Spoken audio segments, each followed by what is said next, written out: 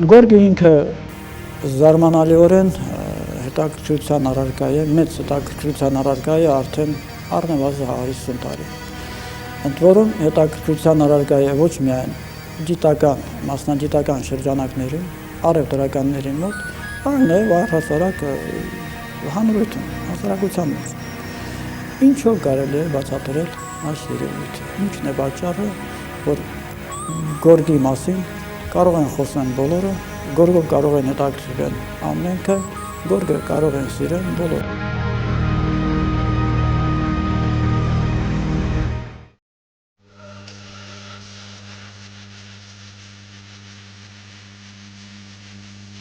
Ինչ է գորգը առհասարակ,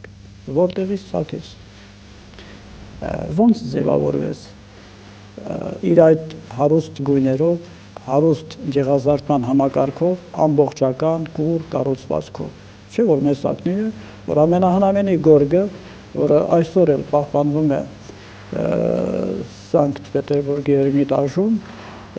իր գեղազարդման կառուցվածքով, իր գույներով մի կատարյալ ամբողջություն ներկայացնում, մինչդեռ այդ գորգը գործվել է 5-րդ դարում մեր թվականությունից առաջ։ Դա շատ հետաքրքիր գորգ է, որն իր գեղազարդման համակարգով ակնհայտորեն աղերսվում է հին հայկական մշակույթին։ Առհասարակ, եթե ավելի ընդհանրացված ասենք, ասորաբաբելական և ուրարտական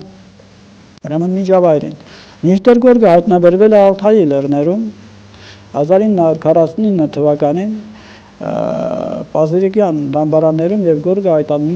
անունով էլ հայտնի է Պազիրիկ անունով։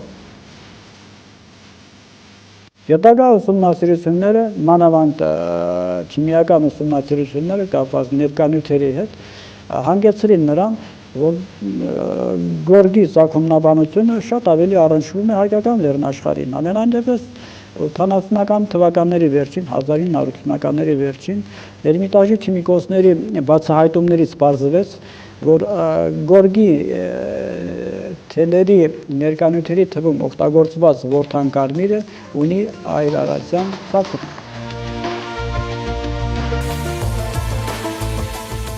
Եվ հաջորդը այդ մի գորգի հետ հայտնաբերվել էին նաև մի քանի այլ գորգեր, որոնց գեղազարդման համակարգը սակայն բոլորովին չի առնչվում այդ մեկի հետ։ Բացի այդ, ուրիշ էր նաև այդ երեքի, այսինքն մյուսների գործման տեխնիկան։ Նրանց հանգույցները այսպես կոչված պարսկական հանգույցներ էին, 1.5 հանգույցներ են կոչվում դրանք,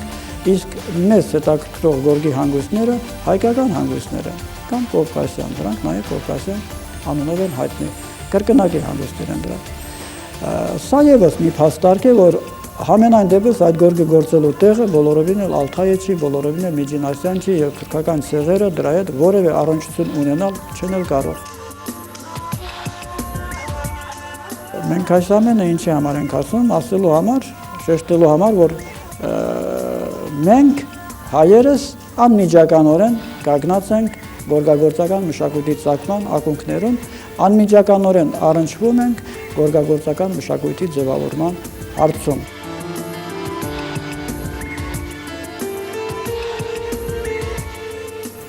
Արդյոք մատչելի էր գորգը, դա այդքան պարզ մի կենցաղային առարկա էր, որը կարող էին ունենալ բոլորը, կարող էին ասենք ոտի տակ փռել, քայլել, ազատ վարվել գորգի հետ։ Ուսումնասիրությունները ցույց են տալիս, որ բոլորովին էլ դա այդպես չի եղել։ Համենայն դեպս այն հանգամանքը, այն երևույթը, որ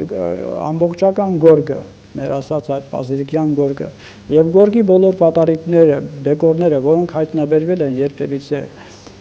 տարբեր տեղերում, այդ բոլորը գտնվել են հիմնականում դամբարաններից։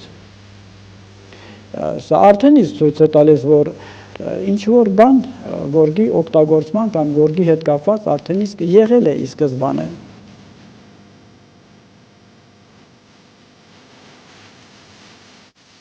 Դրանք այդ երևույթները դիտարկվում են թեկուզ և հենց գորգագործության ընթացքում։ Բավական է ասել, որ գորգագործությունը դա մի երևույթ է, մի ծիսական գործընթաց է, որի ժամանակ հավաքվում են, ասենք, ջուղի աղջիկները, երկով, պարով է ուղեկցում, գործընթացը, ինքը այդ տորքը, գորգ գործելու հարմարանքը լրացվում էր, հարդարվում էր հմայական պահպանակներով, դաղդղաններով, աչքահոնոկներով, մենակ մի նպատակի համար, որ հանկարծ չարած չկպնի, գործը սխալ չգնա, եւ էլի նման ուրեմն երևույթներ։ Էլ չեմ ասում, որ հանկարծ չարաճք ունեցող մեկի երևալու դեպքում աշխատանքը պարտադիր կանգնեցում էր եւ այդ մարդուն այնտեղից աշխատում էին արագ հեռացնել։ Իսկ գորգը կտրելու ժամանակ, գորգի գործելը ավարտելուց հետո, երբ արդեն ժամանակներ որ դավջահից տորքից կտրեն, կար ընդունված էր այսպիսի մի շատ հետաքրքիր ծես։ Ջուղի, ասենք, ուրեմն չդեր կինը, ամուլ կինը անց է ինկացնում գորգ գործելուց հետո ազատ մնացած հենքում, հենքաթելերի արանքում կտրված, ուրեմն միջնորմով, արանքով։ Ուրեմն կինը անցնելով այդ արանքով պարփում էր տորքի տակ եւ գորգը կտրելուց ընկնում էր դրա վրա։ Հավատում էին, որ դրանից հետո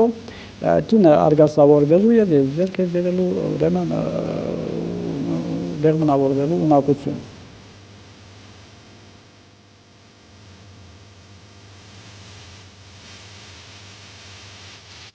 Ուրեմն ուսումնասիրությունները ցույց են տվել, որ ամեն դեպքում բոլոր գորգերը չի, որ եղել են կամ համարվել են պաշտամունքի առարկա։ Նախնշեմ, որ գորգադաշտը հայոց մեջ ընդունված է անվանել տափ, ջետին, տափը ջետին, ջետինը մայր հողն է, մայր հայրենիքն է, այսպես ասենք։ Իսկ պարզվել է, որ բոլոր գորգերի, ուրեմն գորգադաշտը չի, որ տափ է անվանվում, դա վերաբերում էր կարմիր հիմնագույն ունեցող գորգերին։ Կարմիր գույնը ունեցել է որոշակի ծիսական դեր ոչ միայն գորգարվեստում իդեպ, գորգագործական մշակույթում, այլ երևի նաև այլ դրսևորումներում։ Իսկ ինչով է դա, ինչով ենք մենք այս հանգամանքը կարևորում ենք նրանով, որ հայկական գորգերը միջնադարում առհասարակ արաբական միջավայրում հայտնի է եղել կարմիր անունով, ուղղակի կարմիր գորգ ասելով, իրենց լեզվով կրմыз, հասկացվել է զուտ հայկական գորգը։ Եվ ընդ որում, եթե գորգի մասին առհասարակ որևէ խոսք եղել է, ապա անպայման շեշտվել է գորգի հայկական լինելու պարագան։ Սա արաբական աղբյուրների վերաբերում նորից ասեմ։